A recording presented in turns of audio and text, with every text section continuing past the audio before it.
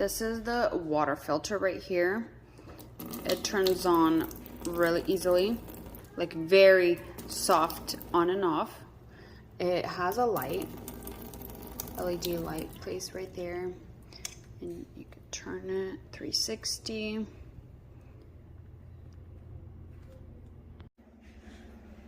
This is how the system looks under the sink.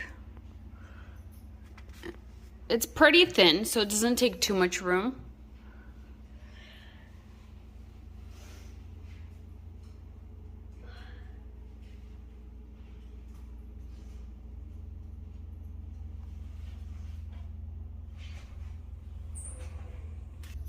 And it connects to the water and the filter on top.